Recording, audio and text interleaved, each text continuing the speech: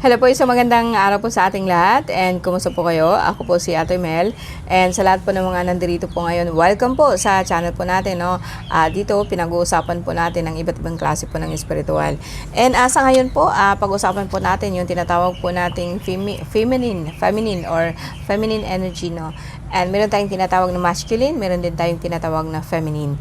Ang ibinigay ko sa iyong ritual kahapon is a feminine energy.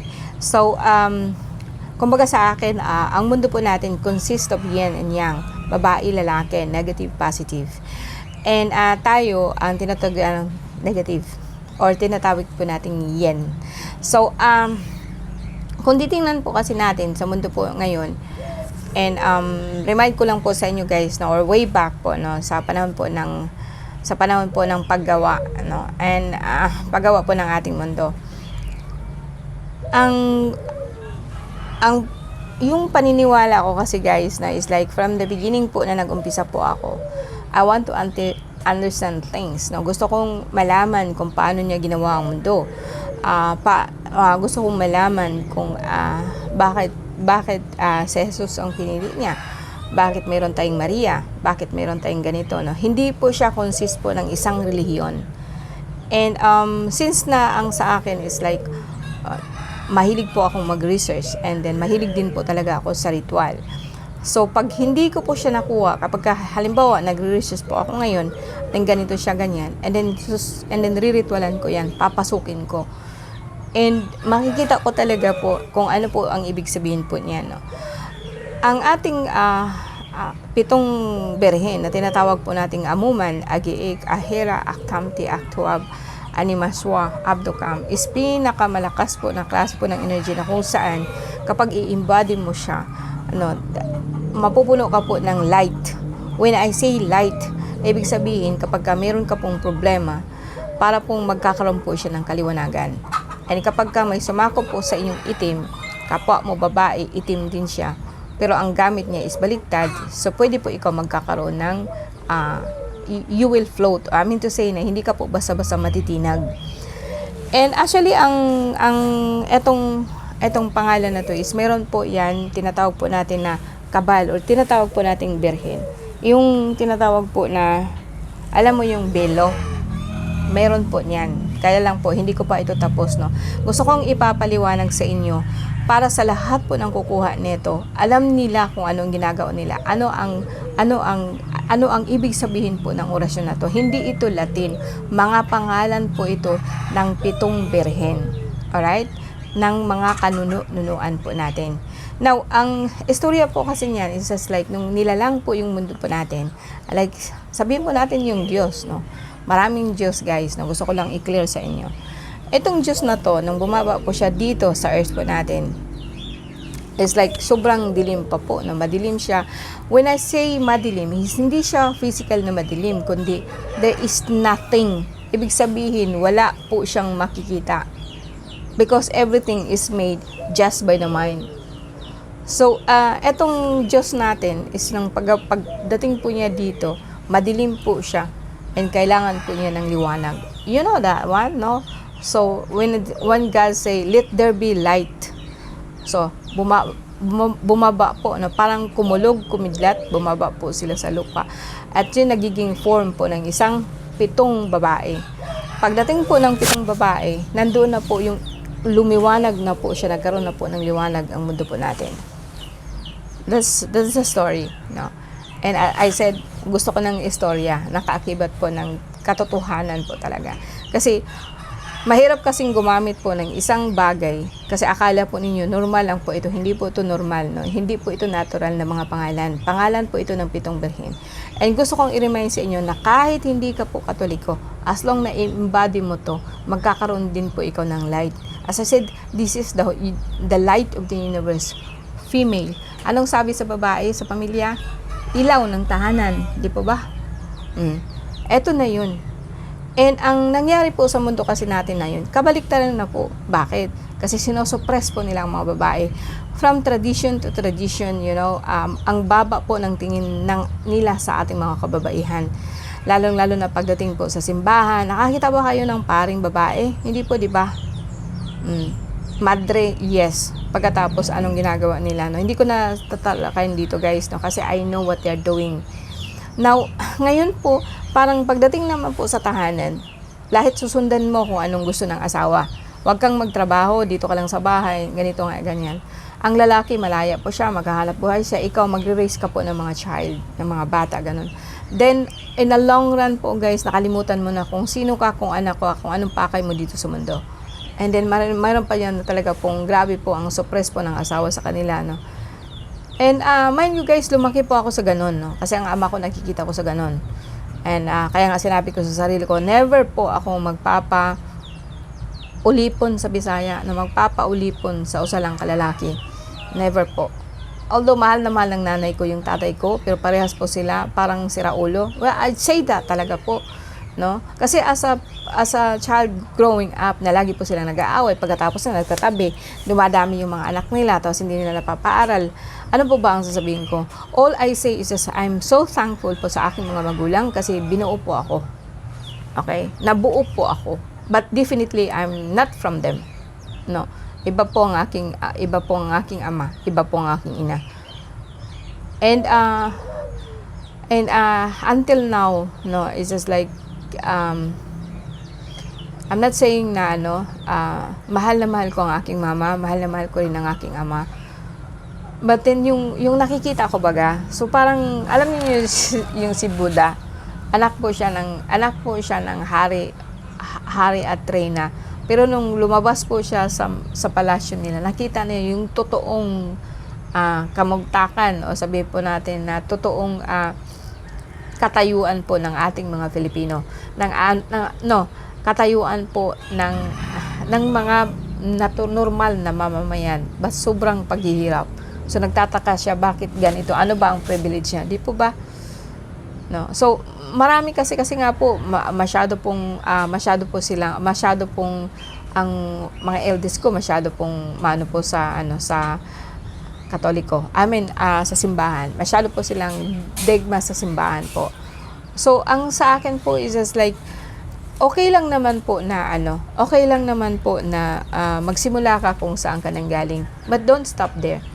Ibig sabihin kasi, ang dogmatic po kasi na ating pag-iisip is also already obsolete. Wala na po yun. No? Yung ganito ka lang, ganyan ka lang, is obsolete na po ito. Kaya nga po talaga sa atin ngayon, maraming mga babaeng pinapatay, maraming basta na lang po sinasaktan. Alam ko din po guys, hindi naman po, unfair naman po akong sabihin ko din, wala pong mga babae ding salbahe. May nakikita din po ako mga salbahe na hindi po sila natigil hanggang hindi po talaga napaamo po yung mga lalaki, mga asawa, gito. For what reason? It's the same thing I said, no? Kailangan nilang gawin to para yung asawa nila mapapasunod. That's not what I mean. That's not what I want to do for you dito po sa ritual. Ang gusto ko kasi is embody mo kung sino ka, kung ano ka. Kasi ang ama actually, hindi niya kayang gawin pag wala ka. Ang ama po kasi, they honor you. Kumbaga sa akin, they honor niya ang babae to. Kaya po niya ginawa ang babae. Kasi ito po ang babae ang magbibigay ng liwanag. Actually, Magdalena, si Maria Magdalena, kaya po siya sinabdyo po ng simbahan kasi nga po siya, she knows everything. No? And kapag sasabihin po niya ang totoo, wala na pong maniniwala sa lahat po ng mga pariseo. Wala na pong maniniwala sa lahat po ng mga pari. No, wala na rin maniniwala sa relihiyon kasi alam po niya lahat. Kasi sa kanya po sinabi ni Jesus ang luong katotohanan. Siya din po ang nakakaalam po ng lahat. Yung nakakaano ba? Despite po sa 7 disipulo, si Magdalena po ang nakakaalam po ng lahat kaya hindi po siya matatanggap. Magulo. From the time beginning, kung maintindihan po ninyo ang Biblia, talagang pong magulo po. Parehas din po ng mundo po natin ngayon. Magulo. No? And that way, dahil po yun sa maling paniniwala, na ibig sabihin po, okay, sabihin po natin na, ginawa po niya ni Man. Then, nung ginawa po niya ang light, no, everything is born. Lahat po yan isinilang. May nakita ka bang lalaki na nagsimula sa lalaki? Kayo nga, babae dyan. Alright? Kayo na mga babae dyan na sobrang hirap ang iniisip mo na sabdyo ka ng asawa, ganito, ganyan. Saan siya nanggaling? Saan nanggaling ang taong yan? Na bakit ka magpapaalipin? Di ba? No? Then, masabi ko sa iyo guys, no, ikaw girl, Kasalanan mo rin kung bakit ka nagpapalipin sa asawa mo. Kasi hindi mo, kung ano yung rights mo. Ina ka ng mga anak niya. May karapatan ka pong ipaglaban kung ano man po yung karapatan mo bilang babae dito sa mundo. No? So kapag ka nag-ritual ka po dito, i-embody nyo. Hindi yung i-embody nyo para yung lahat ng mga lalaki susunod sa iyo. That's not what I mean.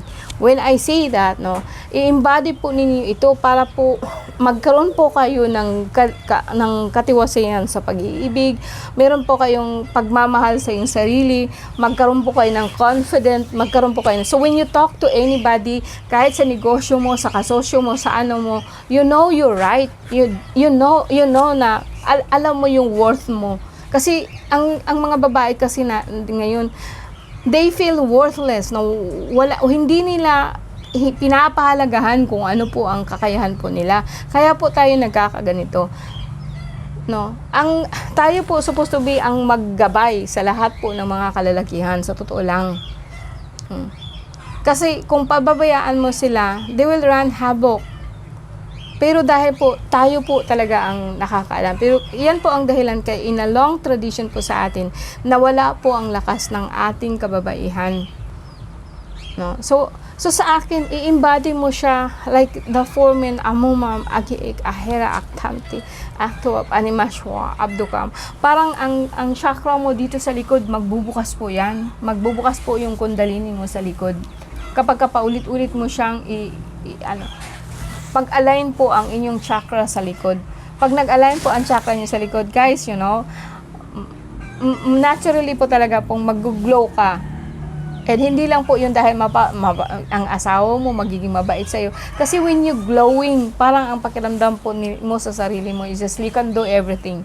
And then, makikita mo dyan na yung asawa mo, kahit yung asawa mong salbahe, hindi ka naman yan pakakasalan kung hindi yan nai-inlove sa'yo from the beginning. Nawala lang ito kasi, alam mo yung huwag mong isisi sa kanila yun lahat. Kasi they also know nothing.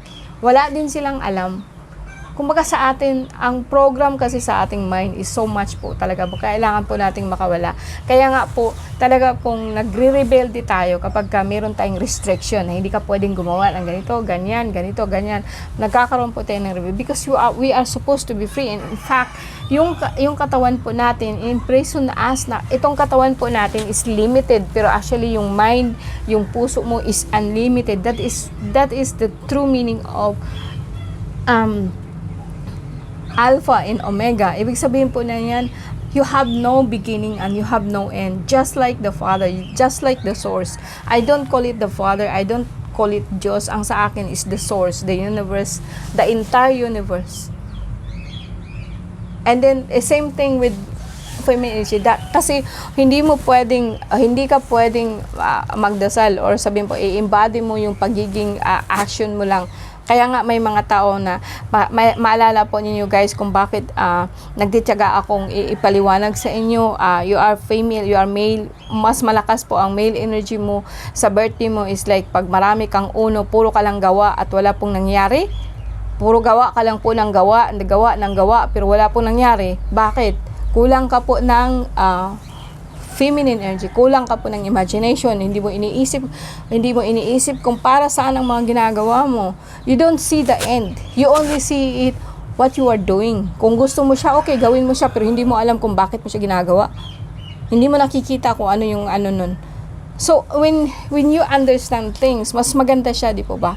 So, itong feminine energy mo, i-embody mo siya, the yin energy sa lahat ng pagkatao. Lalaki ka man, you also need yin energy. 'Di ba? Kasi ang mga babae ngayon, mas maraming yang. Ibig sabihin ng yang, alam mo yung yang, puro sa nagawa. Lahat, trabahong bahay, dito parang kalabaw, dito ngayon, wala na siyang pahinga. Sino naman po ang babaeng hindi magmumukmok, hindi magwawala kung lahat po niya ginagawa? Tapos sabihin niyo yung mga lalaki na walang ginagawa yung babae, nasa bahay lang naman. No? And I'm not too much sabihin po natin na masyado po akong nagki-carry ng hatred po ng isang lalaki, no. Maybe guys, sa totoo lang po, opo. Kasi in my life, like sinabi ko nga sa'yo, malaki po nun ang impact po sa akin. Kung wala lang akong mababait na mga lalaki, maybe I hate men, siguro. Kaya lang ang mga kuya ko kasi, sobrang baitin ng mga kuya ko. Ayokong makita yung mga babaeng umiiyak dahil lang po sa lalaki. Never, I really hate that, no? Tapos nagagalit pa ako sa lalaki, lalo po akong nagagalit dito sa babae because you're giving away your power. And eto po yung nakasalamu ako everyday dito. Talaga po sa totoo lang, nai-stress ako, no? I know that, no? Wala man po akong karapatan. Wala po akong karapatan sa inyo kung talagang gusto mo o mahal mo ang isang lalaki. Wala naman akong magagawa nun. That is also your right. And sasabihin ko lang po sa iyo na kung talagang mahal mo ang lalaking yan, then kailangan mo ring mahalin ang sarili mo. Kasi kung wala kang pagmamahal sa sarili mo, kung wala kang pagmamahal sa sarili mo, then, do you think that somebody else will love you? Of course not. Sa totoo lang, kasi kung mahal mo ang sarili mo, mag-glow ka. Mag-glow ka, parang saya-saya mo, because you love yourself, you're happy. Di po ba? Pag hindi ka happy, so, no? Tapos, ayun ka, okay ako ma'am, happy po ako sa pamilya ko, priority kong pamilya ko. Tapos, you don't know, you are already drowning. Okay guys, hindi ko natatagalan ito. Baka sabihin po ninyo. Maraming salamat po sa inyo guys. This is a feminine energy which is actually gusto kong i-embody po natin na lahat po tayo ay may karapatan, and in this way po is just like more on understanding in yourself, more understanding on nature, and more as kung ano ang mundo po natin. And kapag ka naintindihan mo yon, din madali mong intindihin ang sarili po natin. Kaya nga sabi ko sa iyo, kung alamin mo yung pagkatao mo dito, blah blah blah blah blah blah, then madali lang po pasunurin yung iba. Kasi if you know yourself, you can control yourself, you can the same thing na you can control also other people. Hindi siya control in way, mas maiintindihan mo sila. And hindi ka na po magre-react sa problema. Okay guys, maraming salamat po. Bye po.